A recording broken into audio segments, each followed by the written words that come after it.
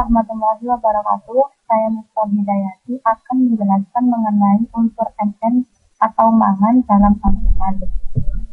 Dalam PowerPoint ini saya akan menjelaskan yang pertama apa itu mangan, yang kedua bagaimana proses pengolahan unsur mangan, yang ketiga bagaimana peran mangan bagi manusia di dunia ini, dan yang keempat bagaimana penafsiran Al-Quran terhadap unsur mangan. Yang pertama, definisi mangan. Apa itu mangan? Jadi, mangan ini merupakan salah satu unsur bebas yang melimpah di bumi dalam bentuk mineral dengan simbol Mn dan nomor atomnya 25. Mangan ini seringkali ditemukan dalam keadaan kombinasi bercampur dengan zat unsur. Misalnya kita temukan suatu unsur mangan di alam atau di pertambangan. Ketika diambil mangan ini, ternyata dia masih tercampur dengan unsur besi atau unsur-unsur lainnya, sehingga untuk mengambil unsur mangan ini pun harus dikelola secara benar. Bagaimana pengolahan mangan itu bisa diambil dari biji besi atau baja. Nah, gambaran secara luasnya seperti ini pengolahan mangan. Jadi, mangan itu dikelola untuk dijadikan campuran unsur produksi besi atau baja. Nah, penjelasan dari gambar ini yaitu secara konsentrasi tergantung keadaan biji. Jadi, biji-biji yang ada di gambar tersebut nanti dipisahkan. Pada biji yang terbentuk bongkahan yang berkadar tinggi di dalam tanah liat yang mudah hancur, pengolahan terdiri dari pengujian dalam log water atau wash thermal. Bila biji tercampur dalam batu yang keras, harus dihancurkan terlebih dahulu. Lalu kemudian dikerjakannya di mesoboil. Jadi itu merupakan pemisahan material dengan cara mengalirkan air yang isi pada batu mesoboil. Lalu bagaimana peran atau kegunaan manfaat mangan itu bagi manusia di bumi ini? Yang pertama, manfaatnya mangan bagi kita yaitu biasanya dijadikan campuran untuk produksi biji atau baja. Yang kedua, ada campuran aluminium. Yang ketiga, dalam dunia industri, sebagai campuran baterai kerdil.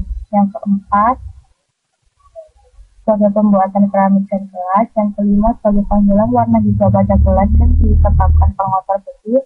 Dan yang keenam, sebagai mineral di dalam tubuh manusia, yakni untuk penting dalam tubuh manusia dan pembuatan vitamin B1.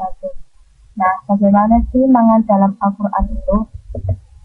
Secara khusus, memang unsur mangan tidak dijelaskan Allah langsung dalam ayat-ayat Al-Quran, tetapi dapat kita temukan dalam beberapa ayat yang ada sangkut pautnya dengan unsur mangan tersebut. Di sini ada surat Al-Hajj ayat 5 yang artinya, hai manusia, jika kamu dalam keraguan tentang kebangkitan dari kubur, maka ketahuilah sesungguhnya kami telah menjadikan kamu dari tanah, kemudian dari tetes mani, kemudian dari segumpal darah, kemudian dari segumpal daging yang sempurna kejadiannya dan yang tidak sempurna. Dari sini dapat diartikan bahwa sebenarnya memang ayat ini menjelaskan tentang proses seorang manusia itu terbentuk, yaitu dari tanah, lalu kemudian mani, segumpal darah, lalu segumpal daging. Memang di sini menjelaskan proses terbentuknya manusia. Tetapi maksud ayat di sini juga menggambarkan yang lain berdasarkan para ahli, yaitu dari sisi mineralnya. Lalu ada ayat yang kedua, Al-Anbiya ayat 30, yang berarti, dan dari ayat kami jadikan segala sesuatu yang hidup, maka mengapakah mereka dia dan juga beriman. Dari kedua ayat tersebut, ayat kedua ini dapat kita artikan para ahli mendefinisikan jika diamati tubuh manusia dengan mikroskop, niscaya kita tahu unsur-unsur yang masuk dalam susunan tubuh manusia. Yakni sama dengan unsur tanah. Nah, unsur tanah tersebut isinya dua-dua mineral. Berdasarkan mineralnya, dua-dua tersebut yaitu ada oksigen dan hidrogen. Dari kedua unsur ini membentuk menjadi air. Terus kita tahu bahwa air merupakan salah satu komponen terpenting dalam unsur tubuh manusia, mencapai 70%. Lalu yang kedua ada unsur karbon, hidrogen, dan oksigen. Karbon, hidrogen, dan oksigen ini semua membentuk unsur-unsur gula, protein, lemak, vitamin, hormon, dan enzim dalam tubuh kita. Lalu yang ketiga ada mineral, kalsium dan fosfor.